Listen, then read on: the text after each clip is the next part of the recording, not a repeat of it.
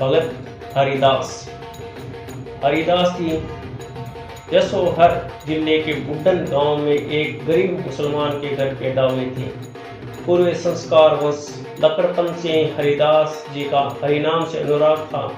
ये घर द्वार छोड़कर बंदग्राम के पास बेनापोल के निर्जन वन में कुटी बनाकर रहने लगे थे। हरिदास जी बड़े समाजशील, शांत, निर्भय और हरिनाम के अटल विश्वासी साधु थे। कहते हैं कि हरिदास जी प्रतिदिन 3 लाख हरिनाम का जप जोर जोर से किया करते थे। शरीर निर्वाह के लिए गांव से भीख मांग लाया करते थे। किसी दिन कुछ अधिक मिल जाता तो उसे बालकों या गरीबों को बांट देते और दूसरे दिन के लिए संग्रह नहीं रखते थे।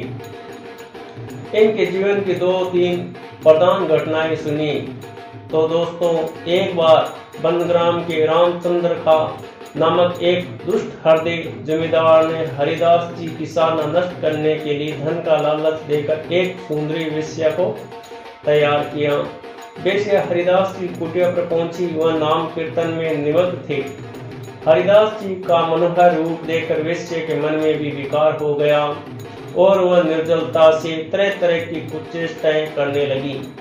हरिदास जी रात भर जप करते रहे, कुछ भी नहीं बोले। प्रातःकाल उन्होंने कहा, नाम जब पूरा नहीं होने से मैं तुमसे बात नहीं कर सका। तो दोस्तों, वेश्या 3 रात तक लगातार हरिदास जी की कुटिया पर आकर अनेक तरह की चेष्टाएं कर करके हार गई। हरिदास जी का नाम कीर्तन क्षण भर के लिए भी कभी रुकता नहीं था।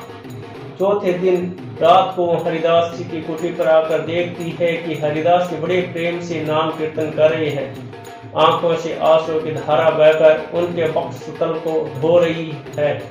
वैसे 3 रात हरिनाम सुन चुके थी।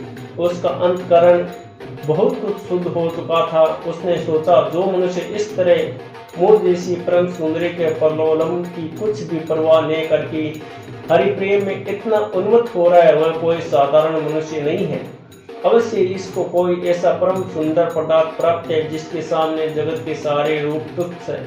वेश्या का हृदय बदल गया। पसाने आई थी, सर्वे पस गई। दोस्तों, सब अवज्ञा के अनुताप से रोकर वह हरिदास जी के चरणों में गिर पड़ी और बोली, स्वामी, मैं महापापनी हूँ, मेरा उद्धार करो। हरिदास जी उसे हरिनाम दान में कुटात कर वहां से चल दी। वेश्या अपना सर्व दीन दुखियों को लुटाकर तपस्विनी बन गई और उसी कुटिया में रहकर भजन करने लगी। ये साधु संग और नाम श्रवण का प्रत्यक्ष प्रमाण है। तो दोस्तों, एक बार फूलिया गांव में वहां के काजी ने हरिदास जी को पकड़वाकर हरिनाम छोड़ने के लिए कहा। हरिदास जी बोले, दुनिया में सबका एक मालिक है। हिंदू मुसलमान उसे एक कोई अलग अलग नामों से पुकारते। मुझे हरिनाम बहुत प्यारा लगता है, इससे मैं लेता हूँ।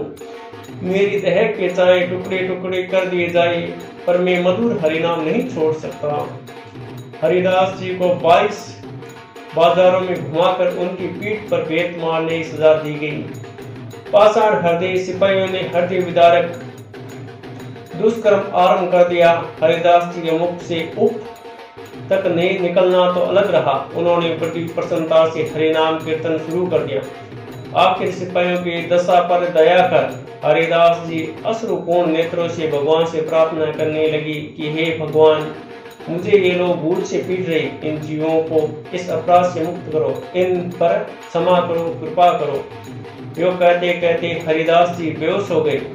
उन्हें मरा समझकर सिपाहियों ने काफिर को कब्र देना बेमुनासिब जान गंगा में बहा दिया। थोड़ी देर बाद हरिदास जी चेतन होकर किनारे पर निकल आए। इस घटना का काजी पर बड़ा प्रभाव पड़ा और वह भी उनके चरणों पर गिरकर उनका अनुयायी बन गया और हरिनाम लेने लगा। उनकी सच्ची शुद्धि हो गई।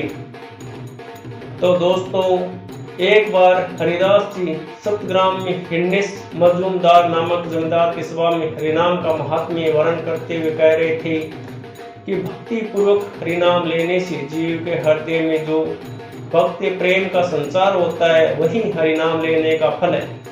इसी बातचीत में जमींदार के गोपाल चक्रवर्ती नामक एक कर्मचारी ने हरिनाम की निंदा करते हुए कहा कि ये सब भावुकता की बातें, यदि हरिनाम से ही मनुष्य की नीचता जाती रही तो मैं अपने नाक कटवा डालूं।